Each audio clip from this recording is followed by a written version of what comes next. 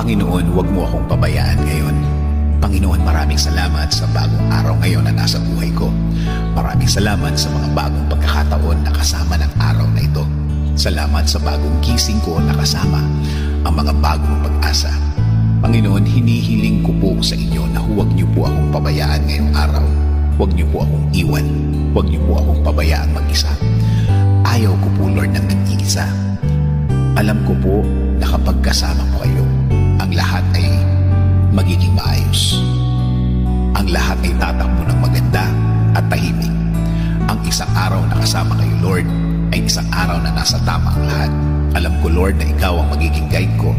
Alam ko, Lord, kung ikaw ang maglilid ng buhay ko, mapupunta ito sa maayos at tahimik talaga ang lahat. Dahil alam ko na ang araw na ito ay bahagi ng inyong magandang plano. Lord, nasa gitna po ako ng isang matinding problema. Isang matinding problema na kinukuha ang lahat ng parts ng aking araw. Walang oras na hindi ko naaalala ang problemang ito. Pagod na din po ako sa pag-iisip ng problemang ito. Marami na po ang apektado sa aking buhay. Marami na din po akong hindi nagagawa dahil sa aking kinakaharap.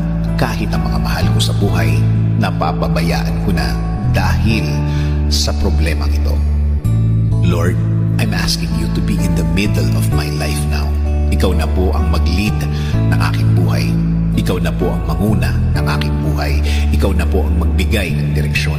Ikaw ang magbigay ng guidance sa aking araw-araw. Isinusuko ko na po ang lahat ng sakit sa iyo. Ikaw na ang bahalang palitan ito ng kasiyahan. Yes, Lord. Change it to happiness. Change it to happy situation, Lord. Lagyan mo ng joy ang aking buhay. Baguhin niyo po ang aking araw-araw ngayon. Yes, Lord. Kasama na ang mga araw na parating, na linggo, buwan ng aking buhay. Sawa na din po ako sa aking sitwasyon, Panginoon. Inaamin ko sa iyo, Lord, na ang sarili ko na naman ang aking inasahan. Sarili ko na naman ang inasahan ko pagdating sa kasagutan sa aking problema. Alam ko, Lord, na natulungan mo na ako dati. At patawad, Lord, dahil nakalimutan ko na ito. Ngayon po, starting today, ikaw na po ang manguna sa aking buhay. Lagyan mo po ito ng purpose. Ibalik mo po ang pakiramdam ko nung una kitang nakilala, Lord. Ibalik mo po ulit ang saya ng aking buhay na ikaw lang, Panginoon, ang aking inaasahan. Ikaw na ngayon ang aking uhugutan ng lakas. Ikaw na ngayon ang uhugutan ko ng wisdom. Sa iyo na ako laging magpo-focus, Lord. Ayusin mo ang aking buhay para sa akin at para sa aking mga mahal sa buhay. In Jesus' name I pray.